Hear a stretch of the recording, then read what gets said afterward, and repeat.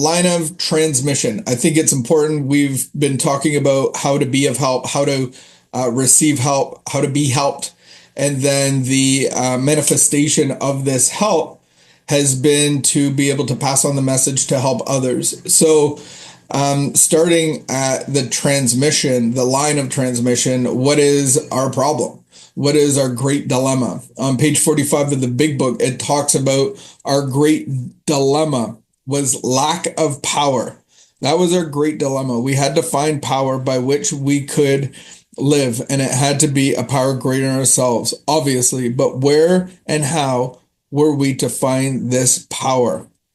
And so the point of the 12 steps is to lead us into a relationship with this power, to stop playing God, to identify all of the things within us that cause us to play God due to the trauma, the hurt, the fears inside of us. Those manifested cause us to act, to control, to dominate, to take, because all of those things inside of us actually are pushing us on, are driving us. So they become our drivers. We are slaves to that. So behavior modification doesn't really work for most of us. So what is the powerlessness that I'm talking about? For me, it is symptomatic of the addiction that I was involved in. You may have had a whole myriad of different addictions. Those are just symptoms. But when I say that I am powerless, I got to the point where I could be in a room with, family and a plan and a dinner, and then, things to do in that evening or afternoon or whatever it was. But the plan wasn't to go drink. The plan wasn't to, go drink or use for 2 or 3 days. And so in that same room, I could have, in a different scenario, be miserable, or I could have been bored, or I could have been hungry or angry or lonely or whatever it is. I could exit that room with no thought of picking up my substance, and there I am at a bar, or picking something up from somebody, or just like getting sidetracked. And that's what I'm not powerless about. And so I don't have any control over that. I believe that becomes progressive. And so maybe where I was when I was 18, 19, 20, when I started, the progression of that got to the place where I could hear myself lying. I could hear myself actually saying, saying the things, and me actually going like, I don't even know if that's true. I might not be home tonight. I don't even know where I'm going to wind up. And it's a weird place to be. But that's the lack of control, and being driven by addiction causes us to be totally powerless over. So what I want to do, where I want to go, has no bearing on what I'm going to use, and be dysfunctional. So essentially, when I start and pick up, I really struggle stopping. And then when I do stop, I at some point pick it back up, no matter what the consequences were. Maybe it was, just getting in trouble at home or on the job site, or maybe it was losing my license, or ending up in jail on a few different occasions, and, having to take anger management courses and all those things. Those didn't come into my mental capacity to stop me or change directions. I was going to head in a direction, and it didn't matter. And so the reason that I picked up in the first place, and I believe that I wasn't powered on the inside, and I needed power. So what that looked like was that I couldn't make a living. I couldn't have a purpose and definition for my life. I was, in the big book, it talks about being a prey to misery, depression, and my emotional nature. Like, I couldn't control those things. Maybe I wouldn't be very emotional, but not being emotional is just shoving the emotions down. So I'm actually trying to control them. But I was recalling this the other day as I was thinking about this. I was the kind of kid that was pretty joyful and bubbly. But when I got angry, I would get so mad, I would cry. Like I would fight cry. And as a little kid, I remember being so angry and the emotions coming out of me. But even in my teen years, I just had no like harness or rein on them. I was full of misery. I was full of fear, depression, resentment. I was of no real help or had no mission. And so I looked at getting powered. I looked at how do I get power? And I found that through the spirit of alcohol. That was kind of like the first eye opening time that I ever felt powered.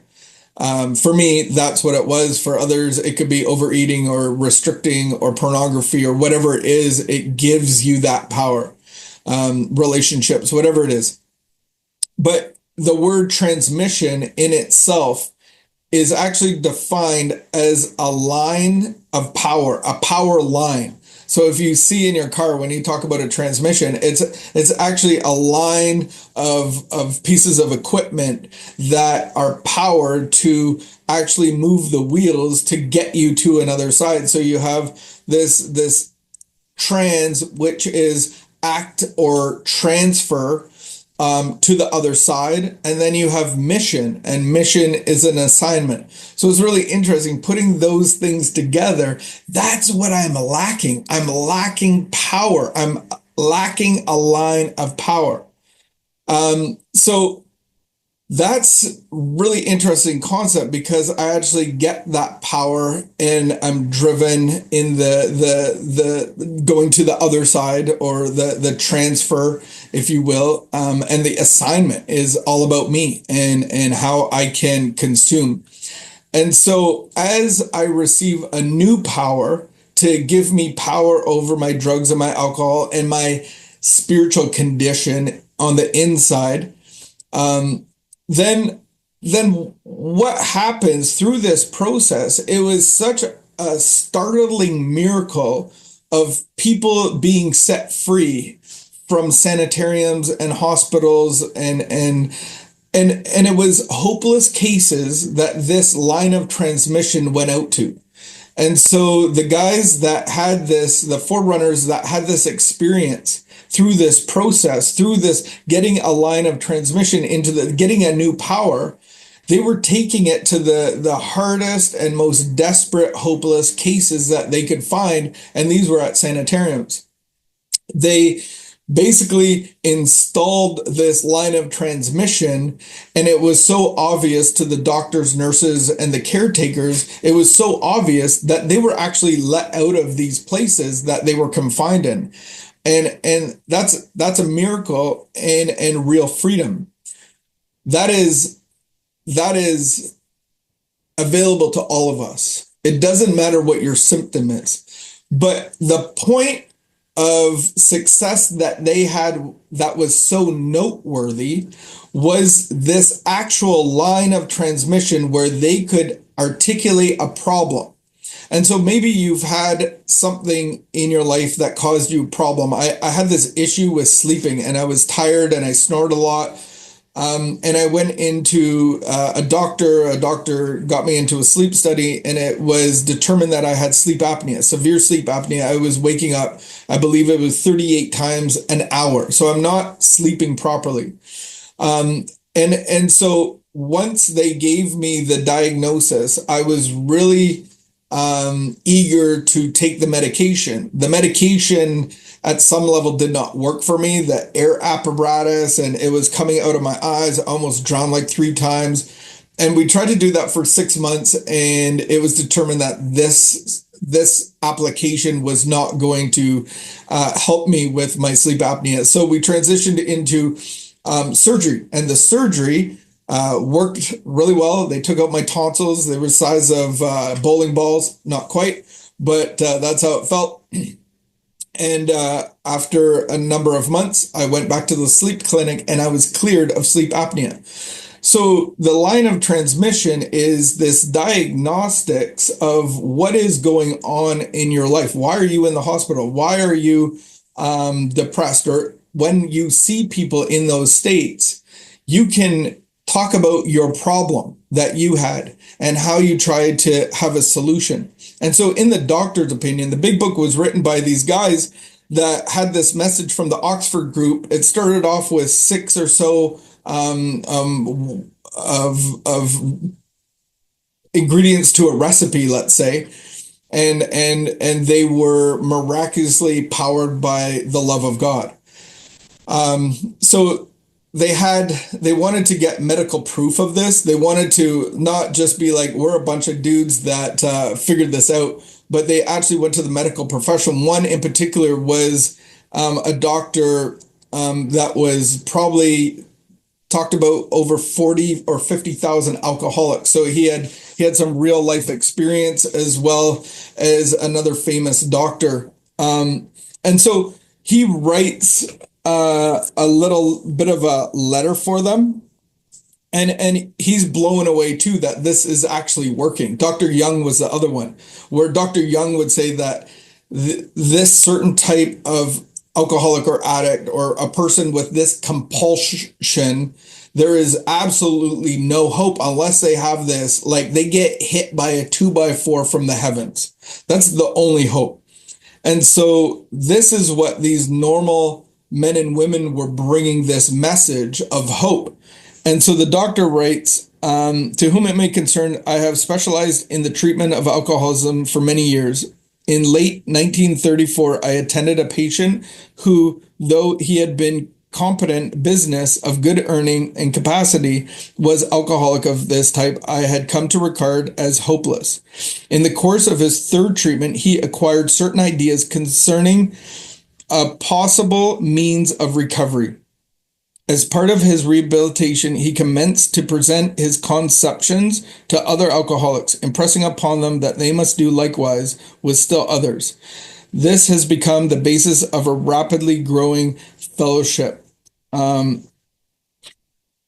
This man and over 100 others appear to have recovered, that the disease has been put in transmission. And so remission. And so the concept is from one person that has learned to fish. So it's introducing you to a whole new way of living, but it's one person that has been changed and transformed into a new way of living, passing that message on to another hopeless person in the same way. So one of the forerunners of the writings of the Big Book of Alcoholics Anonymous, he was a few months sober. He was getting his feet back under him. He was taking on capital to make investments in his stock brokerage. And he had a whack of money. He's in another town. He's in a hospital or in a hotel room. And he went to go make the deal. And this is what it says. So this man, he grasped the concepts and the tenets of the Oxford group. He was convinced of the need of moral inventory, confession of personality defects, restitution to those harmed, helpfulness to others, and the necessity of belief in and dependence upon God. Prior to his journey to Akron, the broker had worked hard with many alcoholics on the theory that only an alcoholic could help another alcoholic, but he had to succeed in only keeping himself sober. So he didn't really get anybody else sober, but he did the miraculous that he could never do, and that was to stay sober on the theory that one alcoholic could help another. You had this line of transmission.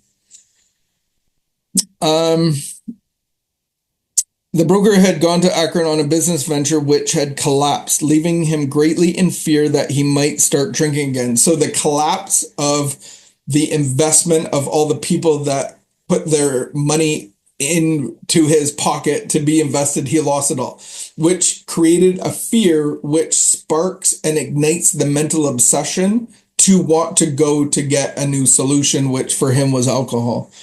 He suddenly realized that in order to save himself, he must carry this message to another alcoholic. That alcoholic turned out to be the Akron physician. And so it's fascinating that Through his line of transmission, he realized that to continue to grow in his recovery was to be able to meet with other people with the same problem. Um, there's another man called Fred in the big book, and he had a great life. He had great kids. He had a great income, but he couldn't stay sober. At the end, when he adopted this new way of living, he actually states that my old way of life wasn't bad at all, but this new way of living, I wouldn't trade the worst day for the best day of my old life. And it says in the first four that our way of living has its advantages for all. So we're not coming just as a line of transmission of like, yeah, I used to drink too. This happened and then this happened. And you're like, oh my goodness, the person in front of you is like, he's reading my mail. I've done all the same things. I remember understanding that concept for myself. I thought I was crazy. I thought there was something broken up here. It was just bizarre behavior that was happening to me. This compulsion, this inability to stop when I wanted to stop. Like I thought like there was something broken in me, and I'll never be the same again. And I've probably contracted some sort of mental derailment that I'll probably, it'll end really bad. And so when I got to hear that this was normal in alcoholics of my variety, that when I drink, I can't stop, it produces a craving for more, I was actually took a deep sigh of like, oh my goodness, this is all of you as well. Like I couldn't believe it. It was fascinating to me. But how do I get out of it?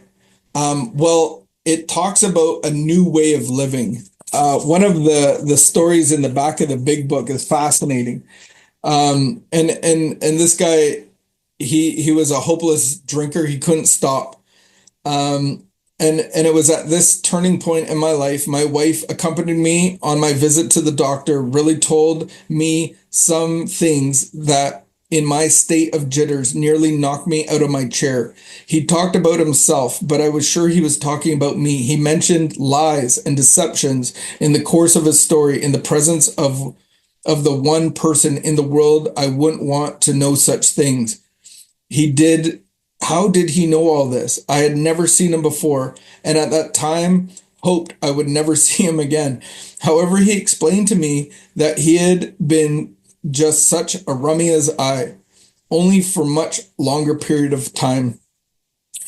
He says, after being in the hospital for several days, a plan of living was outlined for me, a simple plan that I still find much joy and happiness in following.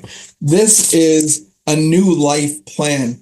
And so I really want to encourage any of you to really know your line of transmission, the line that actually, the addicted line, what happened, how did it happen, that you can actually articulate and qualify somebody that the same thing is happening to. And whether that's codependency or pornography or drugs, alcohol, and a myriad of 100 forms of addiction, if you have that line of transmission and if you're able to articulate their story, whether they have your job or not, or family or not, or single or married or whatever it is, it's what it's doing to me and for me. And if you can articulate that, you have somebody instantly wanting to know what the solution is. And it's a new way of living. It's laying out a process for a whole new way of living. So there's two ends of it. One, you have to know the line of transmission that you used to run off of so that you can identify and see the people that you're called to help. And then number two is be able to outline the way of living, the new way of living. You can't put the new power line, the new transmission into the old car. It's not going to fit and it's not going to work. So you need to arm yourself with the facts about yourself and your story to be able to transmit that to anyone that you see that God brings to you. And then you need to know the outline of a new way of living and be able to articulate that and take somebody through. It's not your job to crack a whip on how they're doing it. It's your job to lead them into the process to have a new transmission installed. And that is the power of God in their lives, in their heart, so that they're not run on the spirit of alcohol, but they're run on the spirit of God and his love. And so they in turn get to be a line of transmission to other people. Jesus says it's great.